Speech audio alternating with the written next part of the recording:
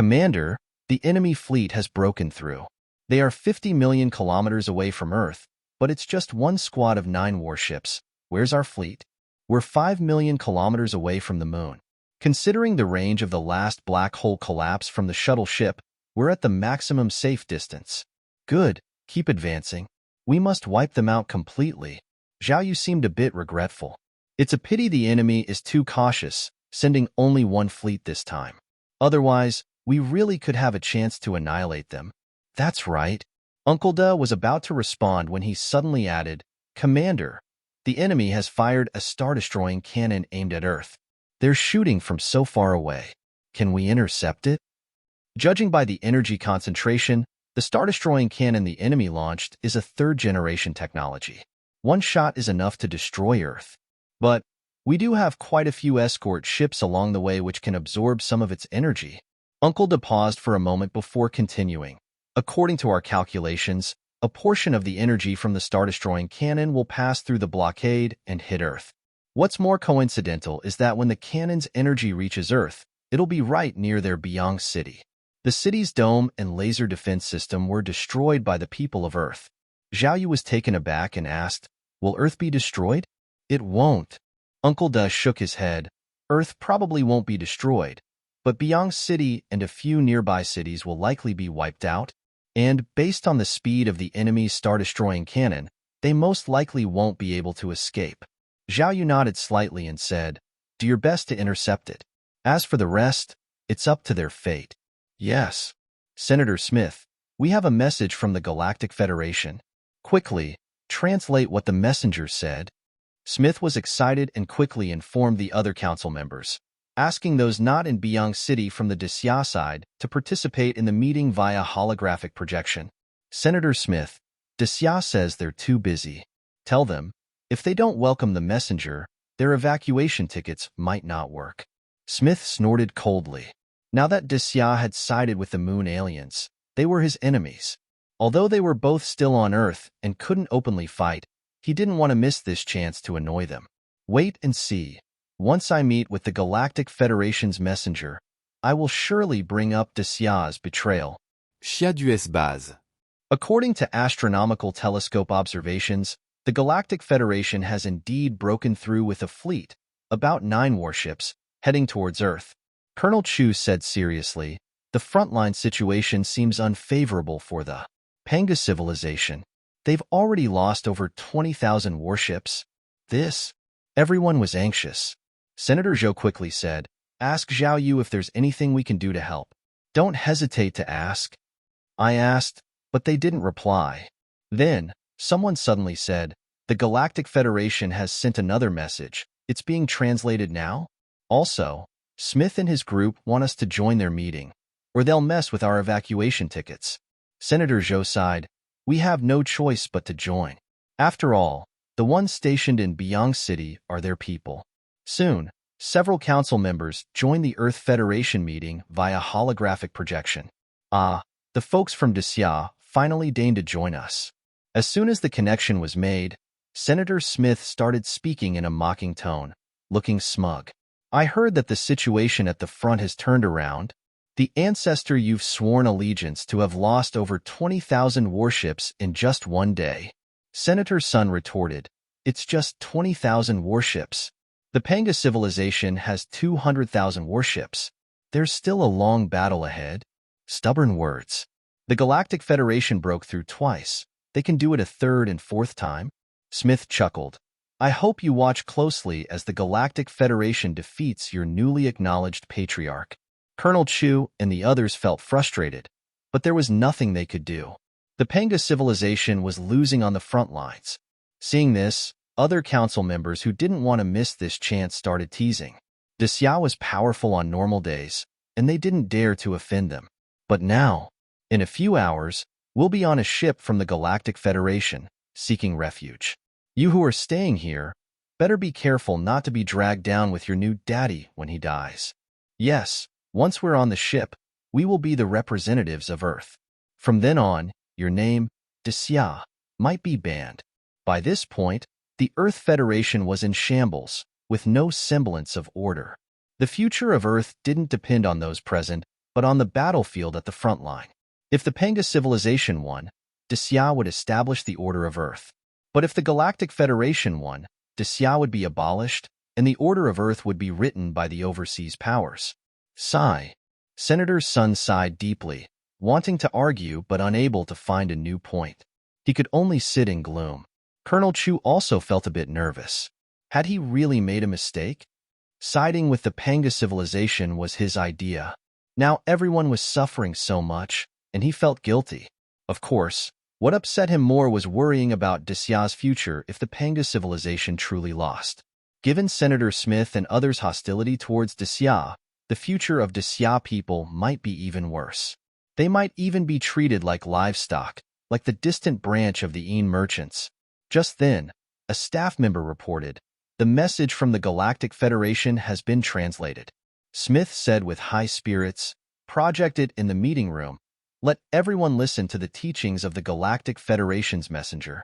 As he finished speaking, the content of the message appeared on the large screen. "Damned Earthlings, we're coming to destroy you." Looking at the words on the screen, everyone froze on the spot. What nonsense! Smith was furious. He grabbed the staff member by the collar and yelled, "Idiot, how could you mess up a job like this?" The staff member felt wronged and explained, "This is exactly what they said. One didn't make a mistake." What? The council members were shocked. Those who knew the language rushed to check the original text, translating it again themselves. Colonel Chu and others also looked confused, crowding in the front row, waiting for the new translation. Moments later, the second translation was finished. The council member who translated it sat down on the ground, dazed, mumbling to himself, "How could this be? How could the Galactic Federation come to destroy Earth? Weren't they supposed to invite Earth to join the Galactic Federation?" At this point, everyone understood. The translation was correct. This was exactly what the Galactic Federation had said. Damn it, are you sure this message is from the Galactic Federation, not the moon? Smith still found it hard to believe and shouted, "Report, it's confirmed to be from the Galactic Federation." Splat. As soon as the report finished, Smith fell to the ground, unable to bear the shock. He looked up and asked loudly, "Why? We have clearly pledged our loyalty to them. Why does the Galactic Federation want to destroy Earth?" Breaking news, the Galactic Federation spaceship has broken through the Mars defense line and is heading for Earth, claiming they're coming to destroy Earth. The news sent shockwaves across the net. The Galactic Federation wants to destroy Earth? It must be a hoax. Exactly. The Galactic Federation has 77 civilizations, and they were inviting us to join. How could they possibly want to destroy Earth? Spreading false information is punishable by law. I hope the relevant authorities take note. Heh, if you said that aliens from the moon were coming to destroy Earth, I might believe you. But the Galactic Federation? That's just silly. Most netizens didn't believe it. After all, the Earth Federation had been boasting about the benefits of joining the Galactic Federation recently. The entire public opinion sphere was filled with discussions about how Earth would develop after joining the Galactic Federation. Some people even fantasized about romancing beautiful alien girls, like a poor boy winning the heart of a rich and beautiful girl. However, after a long wait, there was no official statement, and no news related to this was removed. Moreover, as time passed, more and more civilian organizations announced they had translated the message sent to Earth by the Galactic Federation spaceship. The content of the message, without exception, was identical. The Galactic Federation was coming to destroy Earth. This started to frighten the netizens. Why does the Galactic Federation want to destroy Earth? Haven't we agreed to join the Galactic Federation? Also, according to the laws of the Galactic Federation, we should be protected. Where's Senator Smith? He said he has relatives in the Galactic Federation. He needs to explain. Just when people were anxious and uncertain about the situation, an official announcement came from Dixia. The Galactic Federation is a hoax. It's actually the Moro fleet that's coming to destroy Earth. The aliens from the moon, known as the Panga civilization, are here to protect Earth. We, Earthlings, did not evolve from monkeys, but from the descendants of the survivors of a Panga civilization spaceship that crashed on Earth millions of years ago. The so-called Mars defense line including the Earth protective screen and laser defense system, were all designed to protect Earth. The news rocked the globe. Dacia had released it once before, but at that time, only the Dacia citizens paid attention. People overseas largely didn't believe it, as they were engrossed in their beautiful fantasies of joining the Galactic Federation. But this time, because the Galactic Federation was threatening to destroy Earth, the news sparked a global debate. Holy moly, is this real? No way. I've always found the monkeys at the zoo quite attractive. Heh, the Galactic Federation spaceship has sent a message saying they want to destroy Earth. What do you think, is it true or not? But wasn't the Earth Federation previously saying that the moon aliens were the ones who wanted to destroy Earth? Idiots. If the moon aliens wanted to destroy Earth, given the distance between us, they would have done it already. Why would they wait? Exactly. If the moon aliens wanted to destroy Earth, they could just push the blue moon towards it. Why go through so much trouble? What the heck? Are the Earth Federation all brain dead? How can they mess up something like this? No, it was Senator Smith and his group who messed up. Our Dacia didn't make any mistakes. Not only did we cancel the 7-day fireworks festival, but we also removed a lot of the Galactic Federation propaganda. Right? Our Dacia's counselors didn't go to Byong City. Take a closer look. All counselors from other regions of the Earth Federation except Dacia's went to Byong City, trying to welcome their stepdad. Heh, what a joke. Ignoring their real dad to go to Byong City to welcome their stepdad. And what's the result? Their stepdad wants to destroy Earth. The internet exploded with outrage. People felt they had been tricked. The anger towards the Galactic Federation was still manageable, since they had never seen them, and all the information came from the Earth Federation. People were more outraged at the Earth Federation, thinking they were incredibly foolish to mislead the public. Byong City, once an enviable place, became a laughingstock. Everyone who went to Byong City, regardless of their status, was now tagged with the label of foolishness. Meanwhile, online discussions about the moon became more frequent. So, the moon aliens are actually our kin? We are also descendants of the Pangu civilization? Sob. When the Galactic Federation spaceship was destroyed, I even lit a candle following the call. Heh, you're not the only one. I remember that day. Over 1 million people on the net were mourning. It was heartbreaking. It's ridiculous. They weren't even this upset when their own family members died. Yet they wail and weep when a warship coming to destroy Earth gets destroyed. It's like their brains are wrapped in cotton. I had a classmate who was live streaming his mourning on social media. I don't know who he was trying to impress. Could it be possible that their brains don't work properly? They have no judgment and just follow along with everyone else? What about that anchor who fainted from crying too much? Come out and show yourself? For a while, a lot of broadcasters deleted their accounts and ran off in shame. In addition, many who posted about their mourning on social media hastily deleted their posts. My friends, a few days ago I did a live stream about mourning. You know, it was all an act. Adults do things for their own benefit. Now, I apologize. I cursed the Galactic Federation. What the hell are you on about? Your stepdad can see you doing this for your own benefit? Stupidity is stupidity. Don't pretend to be smart. No, he's a broadcaster. I can understand him. After all, he had a lot of viewers during the live stream, and many of them gave him gifts.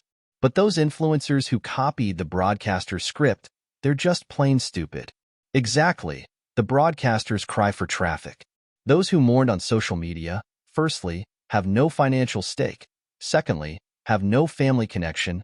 Thirdly, have never even seen the Galactic Federation. Why are they crying? Is their brain malfunctioning? This kind of stupidity deserves a merciful extinction. It's lowering the human intelligence quotient. Astronomical Research Center. A staff member stood in front of a pile of instruments, drenched in sweat, mumbling, "Impossible! How could this be?" As he spoke, he occasionally glanced at the starry sky. A star slowly appeared out of nowhere. It's real. The staff member was shocked and quickly plugged the parameters into the trajectory of the previously detected Galactic Federation spaceship. After calculating, he found that the trajectories overlapped.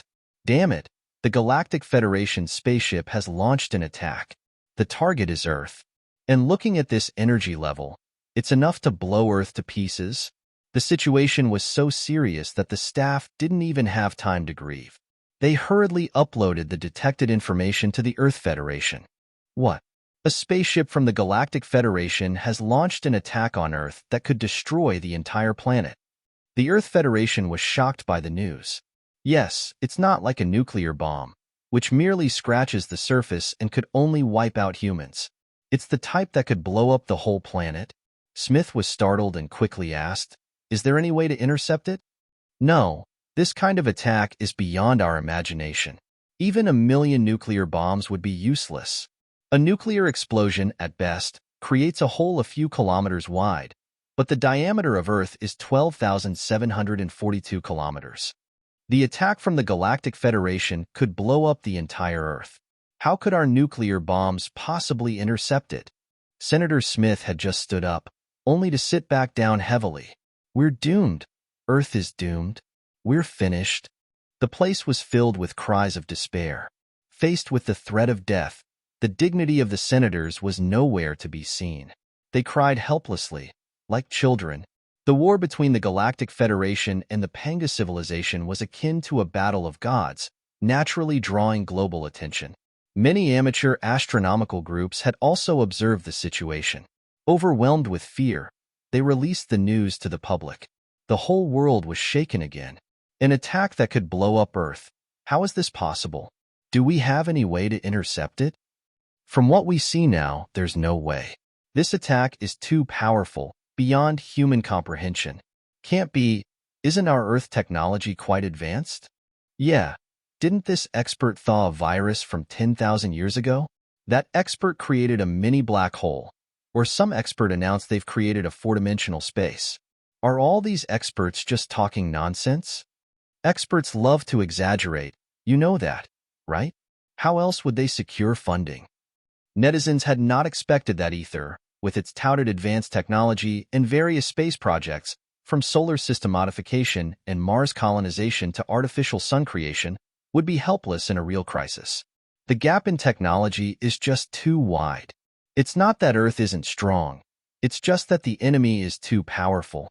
Yeah, according to scientists, Earth's technology level is around 0.75, while the technology to blow up Earth must be at least over 2.00. You should know, it's taken us humans millions of years to barely reach a level of 0.75, and for aliens to reach 2.00, they must have developed at least tens of millions, if not hundreds of millions of years earlier than us.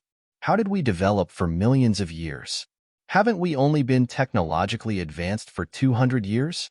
What about the four great inventions of the Xia dynasty? Without gunpowder, papermaking, and printing, could you have developed further? Do you expect scientists to do calculations on bamboo slips? Or load arrows into flintlock rifles? Do you know the phrase erudite scholar? It was because ancient texts were all carried on bamboo slips, and in ancient times, anyone who had the opportunity to read 5 chariots of bamboo slips could be called a scholar. Stop this nonsense. Let's think about how we can survive. Is this something we ordinary people can handle? Exactly. Whether we can survive or not depends not on us, but on whether the military has some secret advanced technology. Secret advanced technology, my foot. Don't believe those dime novel claims that the military's technology far surpasses that of the civilians. If 0.75 is the base level, even if the military is ahead of the civilians, it would be at most 0.85. Can they jump to 1.75? Just when people were desperate, suddenly, someone thought of a possible way to save Earth. Wait, don't we have the Panga civilization? The Panga civilization on the moon shares the same origin as us on Earth. They won't just let Earth be destroyed, will they? Remembering the moon now? Weren't you quite happy when you were criticizing the moon before? If I were a Panga person on the moon, I definitely wouldn't help Earth at this moment. Darn it, are you even from Earth? If Earth is destroyed, you'll die too. Don't panic, I'm a writer. I've written a sci-fi novel where aliens are about to destroy Earth. Let me write these aliens to death? Some netizens were in surprisingly good spirits compared to the panic-stricken senators of the Earth Federation. As the saying goes, the more you have, the more painful it is when you lose it. Ordinary people have already experienced many hardships and have reasons to survive. They aren't afraid of living, so why should they fear death? Watching them make money through connections is even worse than death for me. We all die together. Sounds pretty good? To the author above, don't save Earth. I'm ready to die. If Earth is destroyed, I might lose a little, but the rich will definitely lose a lot. Worth it? Let it end. I'm tired. Of course, the mainstream society still didn't want to die. As the saying goes, it's better to cling to life than to have a good death. Does anyone know how to contact the moon? Let them come and save us. Yeah, what is the Earth Federation doing? Contact the moon. Even if we've insulted the moon before, we're still of the same origin. They can't just watch us die. Yes, we're also descendants of the Panga civilization. We were only misled by Senator Smith when we criticized the moon. We ordinary people don't know who's good and who's bad. That's right. We ordinary people only get our news from the Earth Federation. They can say whatever they want. How can we tell what's true and what's not? I say, let those guys in the Earth Federation be punished, but don't drag us ordinary people into it. We, the Great Xia, have always supported the Pangu civilization. In the face of the crisis, netizens finally remembered the moon and the Pangu civilization that had recently acknowledged their kinship. They started sending private messages to the Earth Federation, urging them to ask the moon for help. Senator Chu, your Great Xia has always had a relationship with the Pangu civilization. Please, ask them for help. Smith was in despair when he suddenly thought of the aliens on the moon. He jumped up and shouted at the several council members of the Great Xia. Upon hearing this, everyone started pleading too. Senator Chu, you said before that all of us overseas are descendants of your Great Xia. We accept that. Please ask the Panga civilization to save us. Senator Chu's face showed a shocked expression. He didn't expect these people to change their faces so quickly, and their attitude was so humble, it was unprecedented. We can't bear the responsibility of claiming all overseas people are descendants of the Great Xia. Before he could finish, Smith hurriedly interrupted. Dad, stop dithering. Any later, and Earth will explode. Send a message to our grandfathers on the moon and ask for help. What thick skin. Senator Chu thought to himself. If someone wants to play the role of a grandchild, he can't stop them. He nodded and said, I understand. If Earth explodes, we'll die too. I'll message the moon now and see if they can save Earth. Commander, Great Xia has sent a message. They observed that the Moro fleet has fired a star-destroying cannon at Earth, and they're asking us to intercept. At the lunar base, Zhao Yu casually replied on hearing this. We were already planning to intercept. Tell them that the enemy's attack is very powerful, and we can only do our best. That was the truth. According to Uncle Da's calculations, with their current interception capabilities, they could only drain most of the energy from the star-destroying cannon. A small portion would still hit Earth. Although this small amount of energy wouldn't cause the destruction of Earth, it would destroy the unprotected areas near Biang City, which lack a laser defense system. After pondering for a moment, Zhao Yu said, By the way, tell the people on Earth to evacuate the area near Biang City as soon as possible if they can. Yes. Once Zhao Yu left, Uncle Da began to hesitate. Zhao Yu may not be paying attention to Earth, but Uncle Da was always distracted, keeping an eye on the situation there. According to the surveillance, most people in Biang City were two-faced opportunists. Those who betrayed Zhao Yu the most enthusiastically were these very people. The commander wants to rule Earth. These people in Biang City hold high positions and are good at using tricks. If they stay alive, who knows what will happen in the future? After pondering for a moment, Uncle Da dialed Senior Chu's phone. Soon, the projection appeared. He glanced around and noticed quite a few people around Chu. Uncle Da said, Ask the people around you to leave and turn off all electronic devices, including cameras and listening devices. A new person. Senior Chu was surprised. He didn't expect that this time. The person contacting him was someone else, and they seemed quite authoritative. He didn't dare to neglect and hurriedly complied, shutting down all electronic devices in the area and asking everyone else to leave. I have done as you instructed. May first ask who you are. Colonel Chu asked respectfully. I'm from the Panga civilization and currently the chief of the lunar base. Uncle De announced with a hint of arrogance. For a while, he too had been thinking about how to assist Zhao Yu in managing Earth. One crucial factor was to not expose too much, and to keep a distance from the people of Earth, maintaining a sense of mystery. Information about the Panga civilization should be revealed as little as possible. The chief of the lunar base was either the second or third in command, a high-ranking individual, and from the Panga civilization. Colonel Chu's eyes widened as he studied Uncle De. Upon noticing that he looked similar to the people of Earth, with 2 eyes, a nose, and a mouth, he let out a sigh of relief. Looking at it this way, Earth and the Panga civilization might indeed share a common origin. That meant the Panga civilization was probably not deceiving them. Chief, may I ask how I should address you? My last name is Wu. Hello, Chief Wu. Do you have a specific reason for contacting us directly? Yes. Uncle De nodded. It's about your request to us to intercept the star-destroying cannon the enemy fired at Earth. Colonel Chu, somewhat worried, quickly asked, but can it not be intercepted? Uncle De mysteriously smiled and slowly spoke. The next second, Colonel Chu's pupils sharply contracted. His body broke out in cold sweat, and he stared at Uncle De without speaking for a long time. After a while, he came back to his senses, looked around to confirm no one was around, and then continued the conversation with Uncle De. They talked for nearly 5 minutes before ending the conversation. When he left the meeting room, the other members quickly asked him what was said. That man just now is from the Panga civilization and is also the chief of the lunar base. From the looks of it, he is probably the second or third in command. There are higher ranks at the lunar base, Colonel Chu calmly explained. One of the members, Senator Zhou, hurriedly asked, what about the interception? Colonel Chu nodded slightly. According to calculations, the enemy's attack is extremely powerful. Even with the current interception force of the lunar base, it's very difficult. What should we do then? Before everyone could panic, Colonel Chu continued, however, they will do their best to intercept and try to prevent the destruction of Earth. What can we do? Nothing.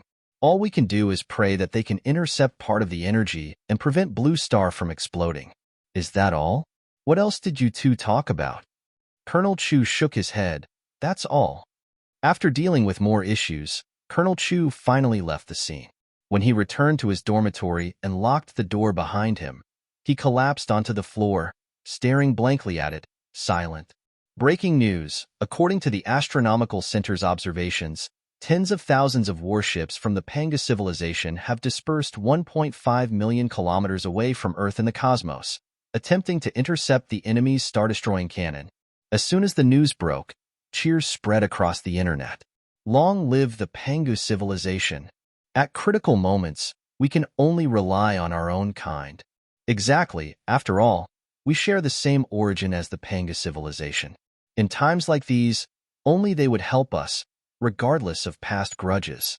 The netizens who were previously worried that the lunar base might not help Earth because of past betrayals were now extremely excited after hearing this news. However, another piece of news made their hearts sink again. According to observations, during the defense of Mars, the Moro fleet, with only 9 warships, broke through the blockade of thousands of warships from the Panga civilization without a scratch. This fully shows that there is a technological gap between the Panga civilization and the Moro fleet. According to scientists, the difference in technological level between the two is at least 0.5, equivalent to the gap between a nuclear-armed country and a non-nuclear-armed one. Yes, the Panga civilization has a lot of ships. There were 200,000 at the Mars defense line, and now more than 50,000 have taken off near the moon. However, the enemy's single round of attack destroyed nearly 20,000 warships at the Mars defense line. From this perspective, the Panga civilization might not be able to intercept the enemy's attack. What do we do if the Panga civilization cannot intercept the attack aimed at Earth? Our Earth will explode. I don't want to die. Filled with worry, netizens began to pray, hoping that the Panga civilization could successfully intercept the attack. According to observations and calculations, the energy of the enemy's attack on Earth is as high as 2.9 times 10 to the power of 31 joules.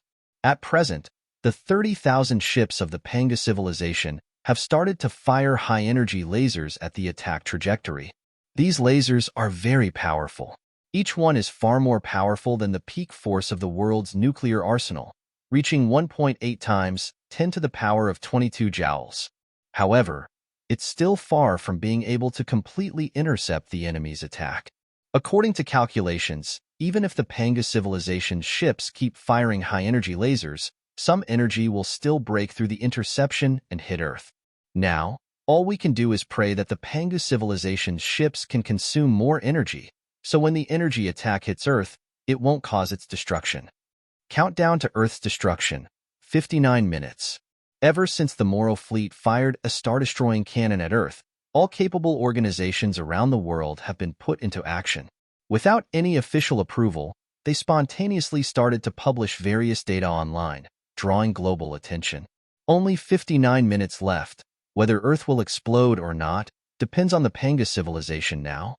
According to observations, in just 1 minute, the 30,000 warships of the Panga civilization have fired 600,000 high-energy laser beams, averaging one shot every 2 seconds per ship. According to calculations, it will take almost 3 minutes for these light-speed lasers to hit the star-destroying cannon. Although we've calculated the energy contained in both sides' attacks, we'll have to see the results after the lasers hit. In just 3 minutes, everyone on Earth was undergoing an agonizing wait, as if facing the judgment of the end of the world. I beg you, it has to be intercepted. One swear, if I don't die this time, I'll quit jerking off. One swear too, if one don't die this time, I'll confess my love to the goddess Lu. Is the guy above named Wang Chong? If we don't die this time, one promised to be your girlfriend for a day. What the hell? It's the end of the world, and you guys are still doing this? 3 minutes passed quickly. The netizens started anxiously asking, what's happening? Has there been a collision? Can it be intercepted? Astronomy Center, come on, no matter the result, tell us something.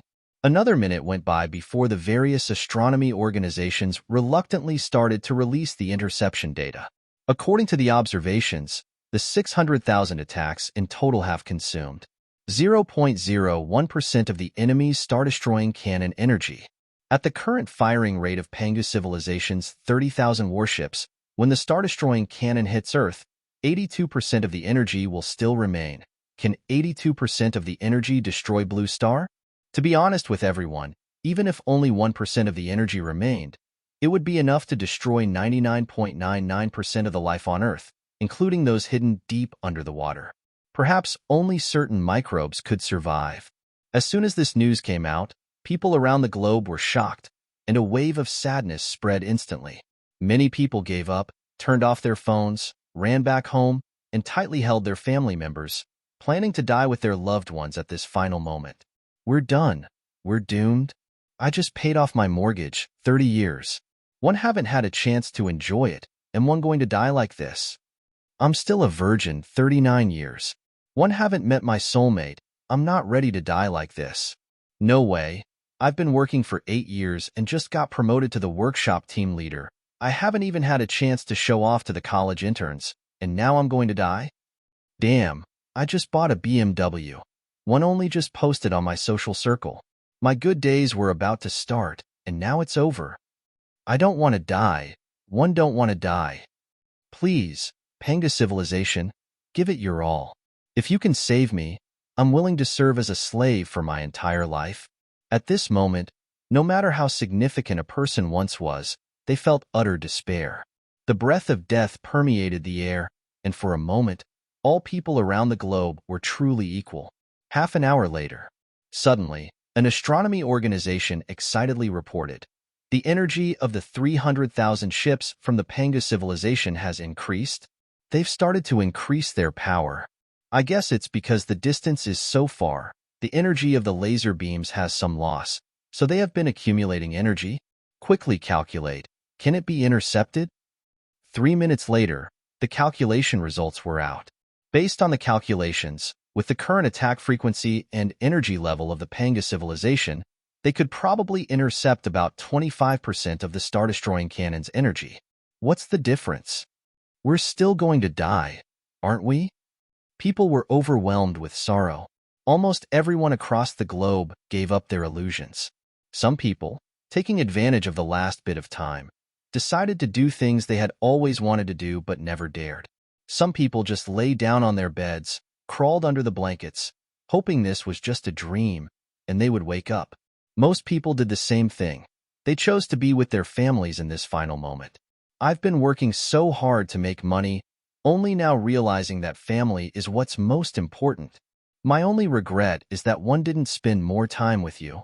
Time trickled away. Words that were usually hard to say were spoken. Issues that were hard to overcome suddenly seemed unimportant. Countdown to Earth's destruction. 5 minutes. The enemy's star-destroying cannon is getting closer and closer to those 30,000 warships of the Panga civilization. I just hope they have a way. Some people were still hopeful, following the cosmic events, expecting a miracle. Finally, with 3 minutes left in the countdown, an astronomy organization suddenly released a message. The 30,000 warships of the Panga civilization have made their move. They have launched a fierce attack, their energy output reaching its peak. According to calculations, if they can maintain their current power, they could ultimately consume 99% of the star-destroying cannon's energy. Wouldn't 1% of the energy still destroy Earth? No. If the Panga civilization can consume 99% of the energy, what's 1% more? In the last 3 minutes, many people walked out of their rooms and looked towards the sky. The bright light representing the destruction of Earth was already visible to the naked eye. Behind that light, countless slender rays, like ropes, were relentlessly whipping at the star-destroying cannon, each lash weakening the light. Boom! Finally, at the moment the countdown ended, the star-destroying cannon hit the planet.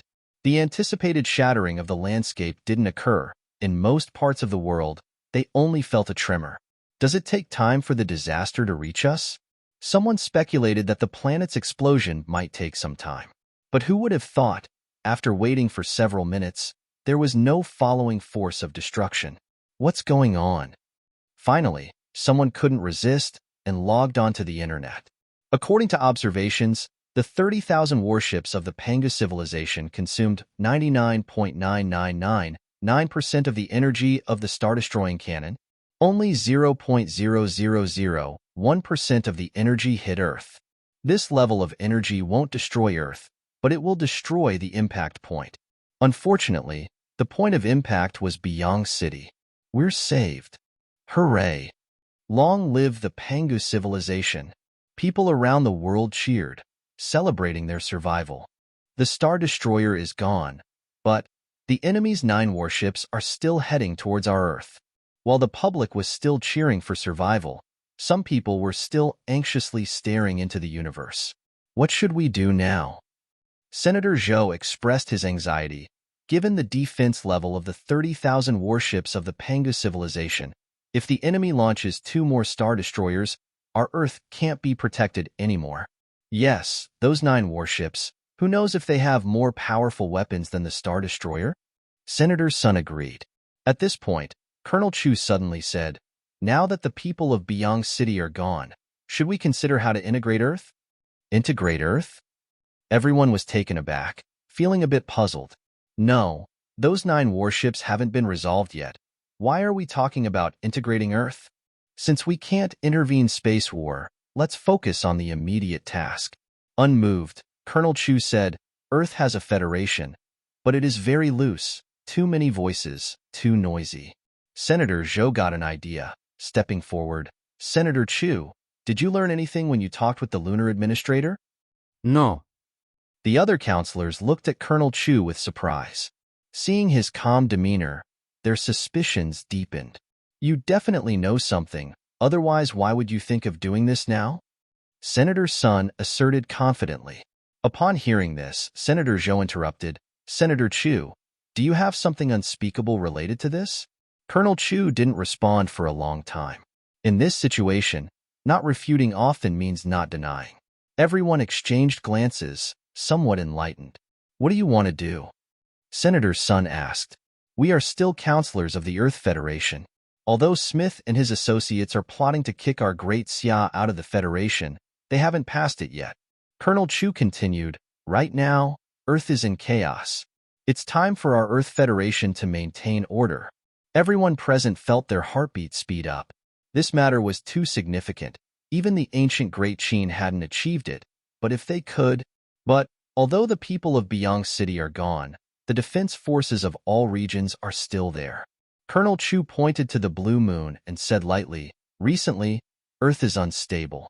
I'm worried that Shoutian will be attacked, triggering a disaster. Therefore, I propose to the lunar administrator to send some robots to protect their Shoutian, those flying space combat robots. How many are there? Do you have command authority? Sending robots down, nothing bad will happen, right?" At this point, everyone knew that Colonel Chu had arranged something with the lunar administrator, and they began asking questions eagerly. Colonel Chu answered each question in order. Yes, those are the fully armed flying robots, about 1 million of them. One have third-level temporary authority. As for your worries, Earth was almost destroyed and saved by the Panga civilization. Why worry about their robots entering Earth? Since you have a plan, go ahead, but... Senator, Zhou sounded a bit uneasy. Are you sure the Panga civilization can resist those 9 warships of the Moro fleet? Given the situation where the Pangu civilization's 30,000 warships had been attacking for so long and only managed to consume the energy of the enemy's Star Destroyer, it was hard to have confidence in them. Senator Chu, do you know if they have any countermeasures? I don't know. Colonel Chu shook his head. All I know is that they're not worried about these 9 warships. That's enough. This reasoning didn't give everyone confidence. While they were still cleaning up Earth, the whole Earth could be blown up in the next second. Forget it, let's not overthink. Whether we can survive or not, we won't know by discussing here. Since we've chosen to trust the Panga civilization, we can only walk this path to the end. Let's take care of the immediate matters first. Haha, this Panga civilization, it's nothing special. Kether laughed loudly. Seth, that waste, even thinks he's fit to lead the vanguard? Yes, sir. Seth is indeed a bit overrated. Just one Star Destroyer from us caused their 30,000 warships to intercept, and they still didn't manage to completely block it, letting some of it hit Earth. Kether became increasingly complacent, smiling. When one get back, I must thank Captain Moro.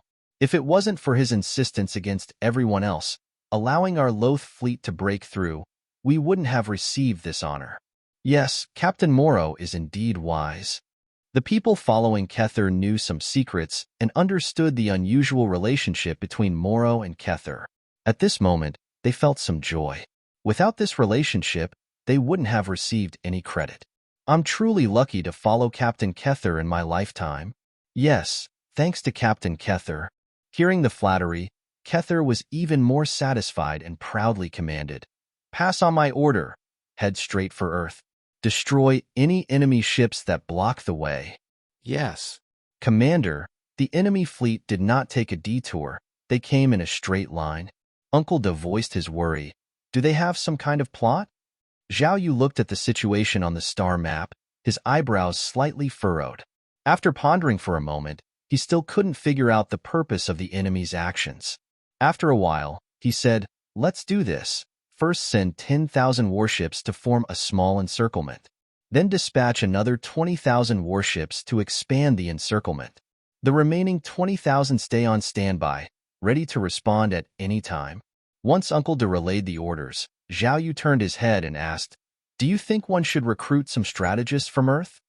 Although Zhao Yu did not think of himself as stupid, he also did not believe he was exceptionally smart. Compared to the real geniuses on Earth, he fell far behind. Faced with this baffling situation, it would be good to have someone by his side who could analyze it. We can recruit people, but we need to keep a certain distance and mystery. The details of the Panga civilization cannot be exposed.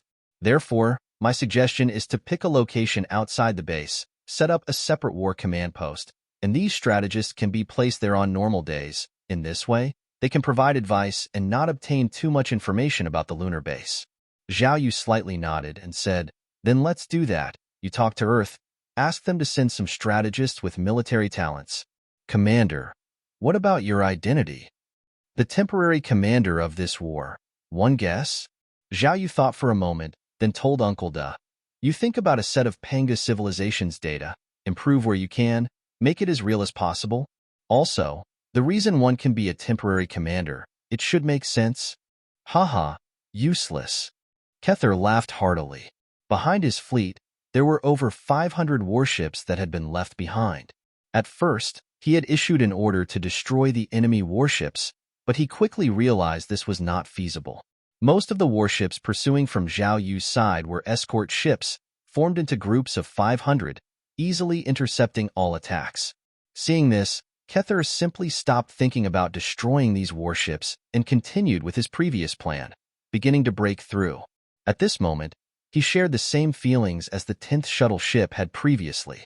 Despite the enemy fleet clearly outnumbering theirs, they were able to maneuver as if in unoccupied territory. Awesome! There is nothing more satisfying than capturing the enemy's head in the midst of thousands of soldiers. What they were doing now was breaking through the blockade of 50,000 warships and heading straight for Earth. The enemy fleet has entered the second encirclement. Uncle Da calculated the distance and speed of both fleets and said, "Commander, if our fleet is set to maximum speed now, we can quickly encircle them, making escape impossible. Have we blocked their retreat?" It has been blocked. There are already 3,000 warships in place behind the enemy. Zhao Yu brought his fingers together, nodding and said, "Then let's close the net." The enemy's 9 warships chose a straight route to Earth, which initially caused some confusion for Zhao Yu. In his caution, he insisted on forming 2 encirclement layers, ensuring foolproof security. Yes. Uncle Da no longer hesitated, quickly conveying the orders. Suddenly, over 50,000 warships demonstrated their real speed, visibly reducing the distance to the enemy warships. "Captain, there's a situation." Beep, beep. On the big screen, the enemy warships, which were originally very far away, suddenly increased their speed by 20 times. It looked like they were about to encircle them. How is this possible? Kether's eyes were about to pop out. What's their spaceship speed? Almost the same as ours. Impossible. He screamed in surprise. They clearly only have late-stage level 1 technology. How can they be so fast? Damn it, Captain. We've been tricked.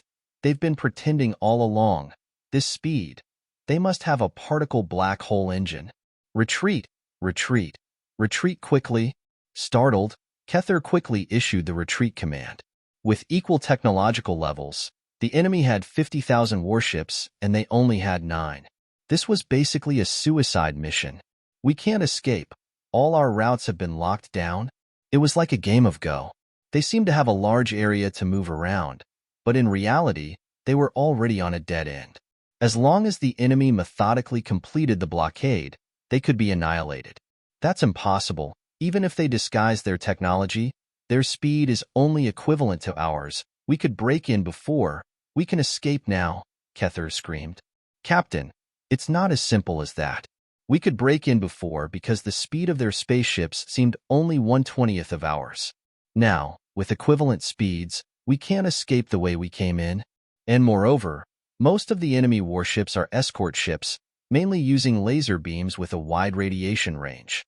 In space battles, being surrounded by escort ships is the worst scenario. It's like being wrapped in a dumpling. There's no way to escape. But this only applies when the technological levels of the two sides are similar. They dared to charge in because they thought the enemy's technology was only at level 1. If they had known it was at level 2, they definitely wouldn't have ventured in. Hit them with all our firepower. Let's break a path. Kether shouted. The crew didn't dare to say anything more and kept operating, trying to find a way out. But the computing power of the computer on their spaceship was limited. Fear of robotic rebellion added further restrictions to the programming. Compared to Uncle Da's side, the difference in computing power was very obvious. It should be fine, right? Zhao Yu stared at the screen, speaking somewhat nervously. On the screen, the enemy's 9 warships chose to break through at the weakest point of the encirclement. Commander, rest assured, this is a trap. It seems to be the weakest defense, but in reality, it's the strongest. Uncle Da gave a faint smile, magnified the star chart scale, and the warships in the second layer of encirclement started to change formation. Like a crocodile opening its huge mouth, waiting for its prey to hook itself. That's good. Zhao Yu nodded slightly. In the star chart, the enemy obviously didn't want to fall here. The 9 warships opened fire together, attacking in one direction non-stop. As for their own warships, they were not in a hurry to attack. They dodged attacks they could and intercepted those they couldn't. Some of the closer warships maintained the same speed as the enemy's 9 warships at a distance of 300,000 kilometers. The farther warships, however, kept adjusting their routes according to the enemy's trajectory. The longer the time dragged on, the more warships would eventually join the encirclement, and the less chance the enemy had to survive. Impossible. How can their encirclement be so perfect? A subordinate murmured to himself. Hearing this, Captain Kether quickly grabbed his collar, anxiously inquiring about the situation. Captain, under these circumstances, I've loosened some restrictions on the computer to find a way out, but the enemy, every single one of their warships, must have an unrestricted computer. Hearing this, Kether panicked, yelling loudly, "Unleash all computer permissions. Find a way out for us." Captain, to unlock all permissions, we need the ship captain's command. Kether angrily shouted, "Idiot! I'm about to die here. Who needs any commands? Unleash it quickly. Do you all want to die?" Hearing this, the subordinate came to his senses. After some operations, the computer's program lock was released, and the computational power was fully unleashed. "How's it going? Is there a way out?" Kether nervously asked.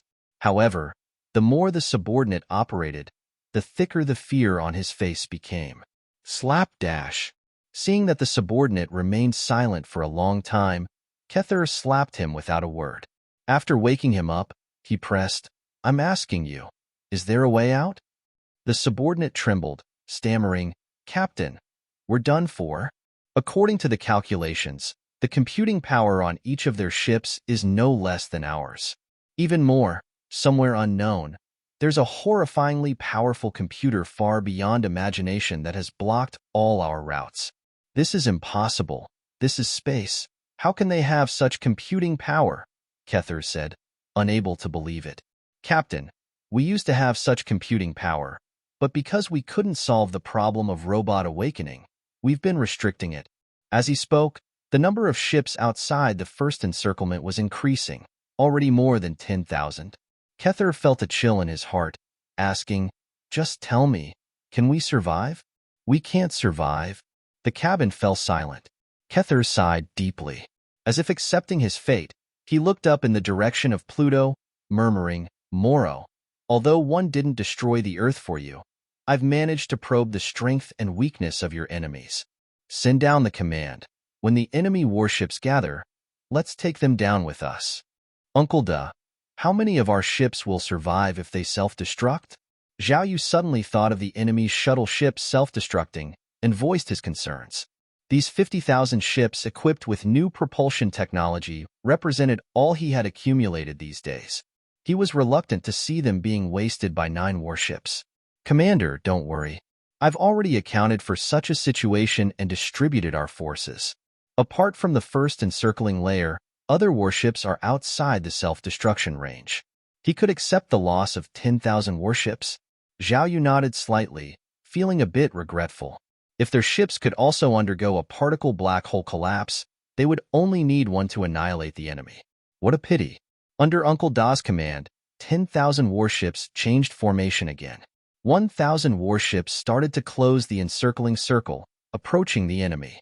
Based on the speed of the laser beams from the guard ships, an effective attack could be made once they approached within 30,000 kilometers.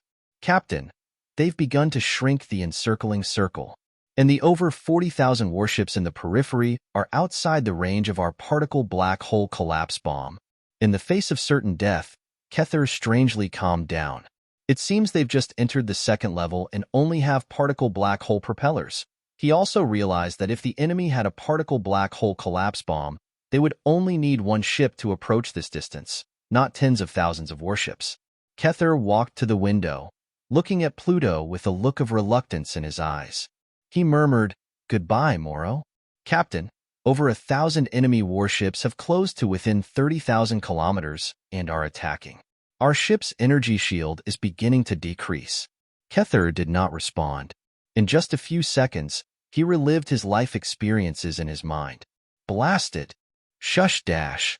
On the screen, 9 warships disappeared in an instant, replaced by a deep, dark hole. The next second, tens of thousands of warships in the first encircling layer were all destroyed by an unknown force. Commander, they blew up? Yeah, I saw it. Zhao Yu nodded and spoke. Send the remaining warships to the front line. 10,000 warships, carrying hundreds of thousands of robots, were blown up just like that. Zhao Yu didn't feel sorry at all. After all, these things could be manufactured as long as there were resources. Commander, the Great Xia has united the world. Should we do something? Hearing this, Zhao Yu was taken aback. The Great Xia had such courage? They succeeded this quickly? Yes, Beaching City has gathered 95% of the world's elites and rich people. Without these people obstructing, the ordinary people were leaderless and were easily pacified. Uncle De also found it miraculous. He had just finished discussing with Colonel Chu, borrowed 1 million robots and over 100 warships, thinking that it might take some time. Who would have thought that the other side would conquer the world without any bloodshed? The only thing that puzzled him was that the Great Xia did not conquer one by one, but instead scattered over 100 warships like a goddess scattering flowers, each warship going to one place. And with a few words from a few scholars, it was all over. No battles, no riots, just a few words. He wondered how they did it. Oda, I sent Kether out just as you suggested. This time, I've made quite a sacrifice for you. In the mothership's medical room, Morrow was talking to the unconscious Oda. Knock, knock, knock dash. At this moment, there was a knock on the door. Morrow went out. It was one of his captains.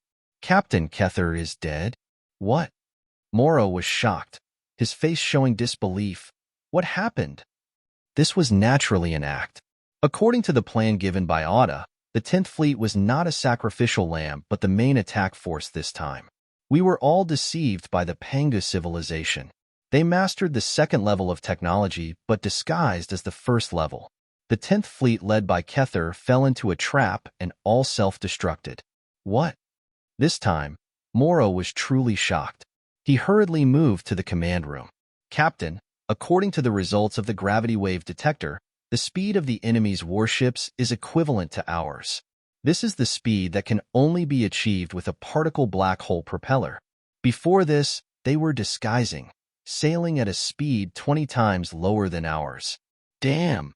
Morrow didn't expect that he had already overestimated the enemy, but it turned out he still underestimated them. These Pangu people are too treacherous.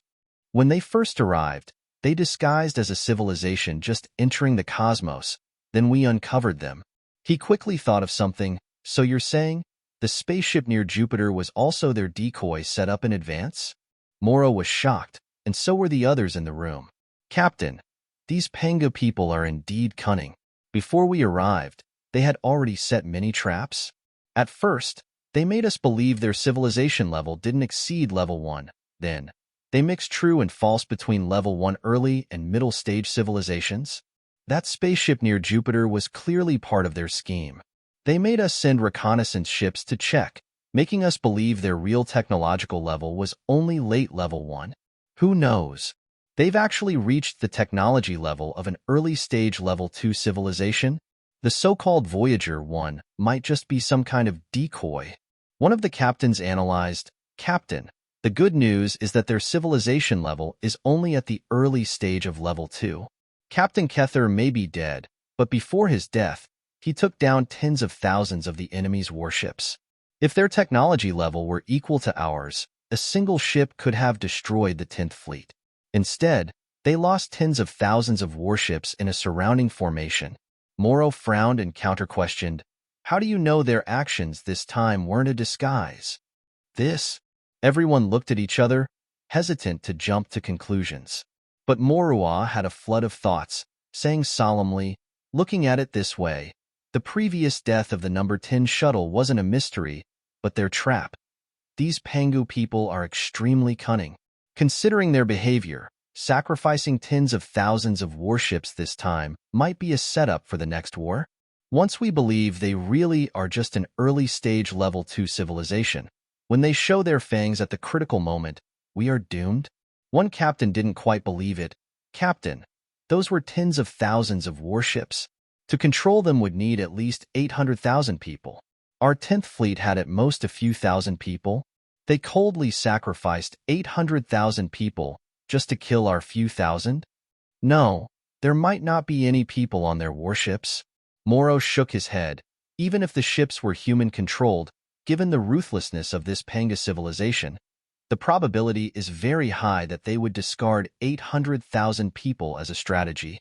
The more he thought about their experiences since arriving in the solar system, the more terrified he felt, as if they had fallen into a massive web, step by step walking into the enemy's well-laid trap. Each time was unexpected. Each time it seemed like the enemy was at a certain level. But each time, they revealed something new.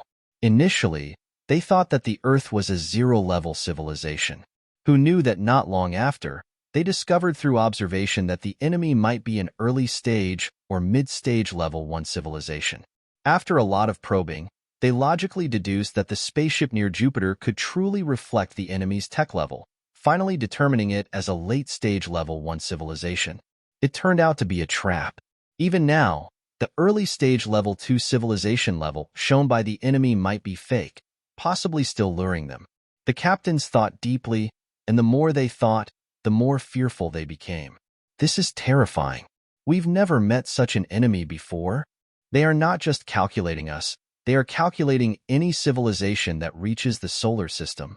If, initially, the fleet that came out of the wormhole wasn't us, but some other fleet, the result might be the same. Captain, if not, should we retreat?